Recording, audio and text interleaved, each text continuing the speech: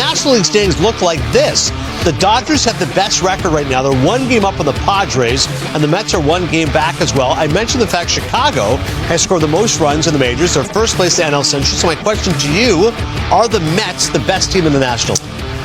Well, they're playing well, and they're turning things around, especially, when you look at it, in the NL East over the last 2 or 3 years, Philly's been dominating, The Mets made some great move bringing Soto, although he's not having a year that everybody's expecting, but he's coming along, and they're playing great baseball. But I think, to me, the Dodgers are still the team, although they have a starting pitching problem, but they always figured out a way to bring a guy that can step in, for a week or two until the big guys come back. So I think the Dodgers are still the team to be in the National League. It's amazing to think all the moves they made in the offseason, signing Sasaki, signing Snell, and they still have issues with the starting pitching. But to your point, even with those injuries, they're still first place in the West. Yeah, I mean, when you have an offense, like that, we were just talking about it. Everybody look at Friedman, Mookie Betts, but Andy Pages, he's having a great year. 6 summer, 20 RBI, hitting almost 285, 290. Tell Oscar once again having another great year. Just guys, that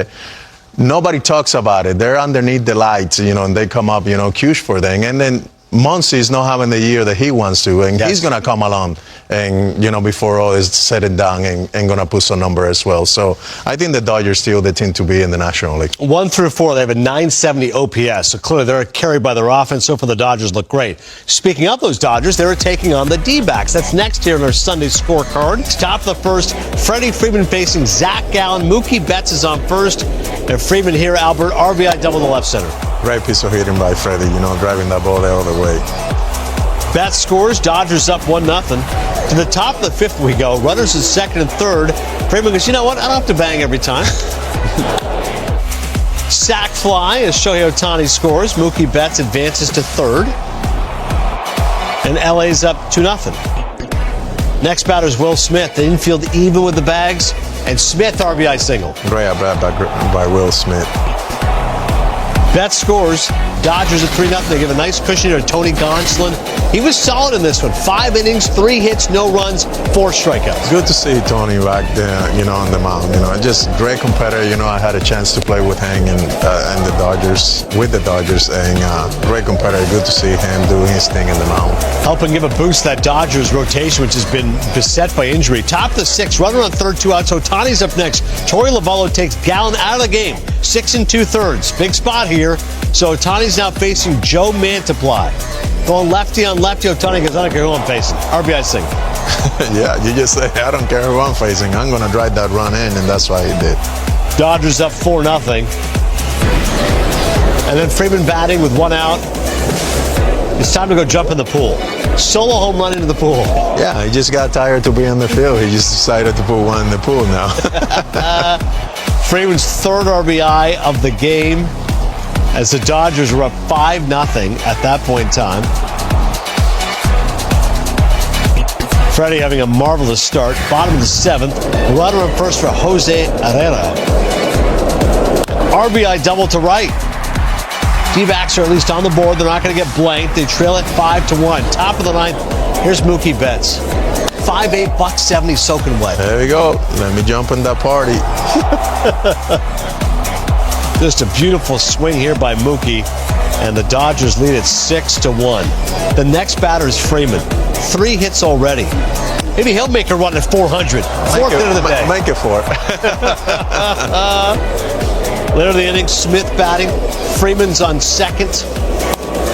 And the catcher delivers. RBI double to center. Freeman scores. The Dodgers hammer the D-backs. 8-1 your final. 9-8 now against teams currently 500 or better this season. This tweet from Bob Nightingale. Dodgers starter Blake Snell, who was supposed to begin throwing this road trip, is still feeling shoulder discomfort. We'll see the doctor on Monday.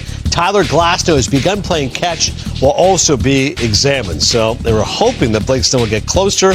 We shall see. How do you weather the storm right now if you're the Dodgers? I know the offense is great. When you have this many injuries back and forth, what do you do if you're there? It's tough. It's tough. But what we talk about it, they always figure it out. There has so much depth, whether it's in the minor league, whether it's in the big leagues, guy that can step up, Kershaw's not there as well. He's probably not too far along to come back. But, man, their offense obviously is carrying them all year long, and they've been there in that situation before. Last year they were in that situation. They figured out a way they were world champions. So, I mean, they always figured out a way to come through. And I think it's because the depth, what they do in the minor league system, to bring those guys up. Most starting pitchers used so far this season, the Dodgers have 11, the Brewers with 10, 8 teams tied with 8. It's amazing. I'll say one thing, Sasaki a little bit up and down rookie season, but Yamamoto has been incredible. Might be the best pitcher in baseball. Pretty special. And, he's doing a good job. And also, you need to give credit to that bullpen as well. Mike Pryor's done a really good job with that bullpen. They know that they don't have to go to the distance. They can just go 5 or 6 inner, low pitch, and then knowing that the offense is going to carry on and keep dinging the game every night. Yeah, Mark Pryor, one of the best pitching coaches in the game. Certainly LA still getting it done. First place right now in the West and in all the National League. How about the Red Sox and the Royals? Before the game, again, it's Mother's Day. That's Yilda Diaz. It's Salvi's mom throwing at the first pitch to her son. How cool is that? That's pretty cool. That's pretty special. Wow. Look at Salvi. Salvi made sure he had the stretch, just in case Mom was going to bounce it. But great pitcher, Mom. What a nice moment. Bottom of the third, 2 on for Kyle Isbell. Small ball, Albert, dropping a bunt down. Hey, whatever it takes. Giolito throws it away. Put a little pressure on that defense. 1 run scores. Royals up 1-0. Let's watch that again. What did Giolito do here? Oof. Just a little bit mixed, and he can say right there, my bad, just a little miscommunication there. Top of 4, here's Willie Abreu. Speaking of a guy under the radar, he's got 10 home runs. 10 home runs, yeah, stepping up big. Red Sox tied at that point at 1. Wow, beautiful swing right there. Top of the 6th, 1 on for Rafael Devers. Been a lot of conversation around their superstar. Doesn't want to play first base, kind of acclimated. Hey, shut out all the noise. 7th home of the year. That's it. I'm just going to let my bat do all the work. Once again, 4 for 4 last night. Today, 2 more hits, 3 RBI. I mean, just doing his thing, Longest home run by a Red Sox. There's meantime back to Giolito. He's one of the good guys in the game. 6 2/3, 2 hits, struck out 5. He looked great. It's good to see Giolito back in the game, and being healthy and doing his thing, really, really special, throwing 95, 97 with a great changeup. Bottom of the 9th, it's still 3-1. Aroldis Chapman's facing the go-ahead run in Mark Canha.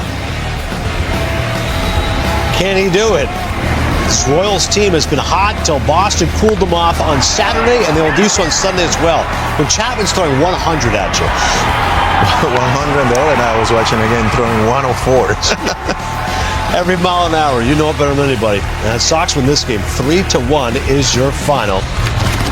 As far as Devers, tell you what, man. Last 4 games heating up. 9 for 15, 2 home runs, 8 RBIs, 3 walks, and a strikeout. He had the major contract. They signed Bregman. Okay, move him out third base.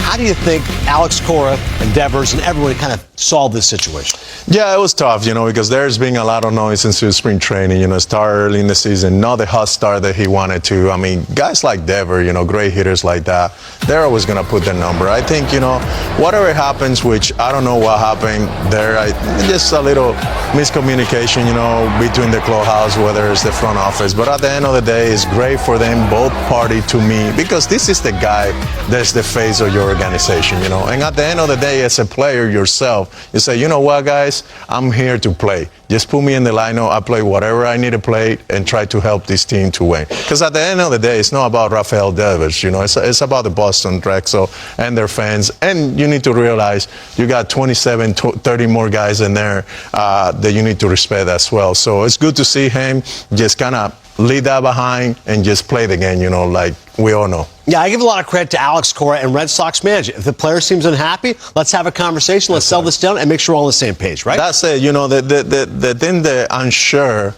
kind of frustrated Devers is this is something that could have been done in the off season, right, or could have been done in spring training, not bringing it into the season. I mean, it's already May and they're still talking. Now they want him to play first base, which I think he's capable to do it. I don't think he's going to be there the whole year. They just probably need it at that time. And hey, as a player that I went through, from my rookie season playing third base, outfield, first base, I think to me it was about winning no matter where it was. I just want to be in the lineup. Yeah. And I think that's how Devers need to look at it. It's like, hey, I'm here, guys.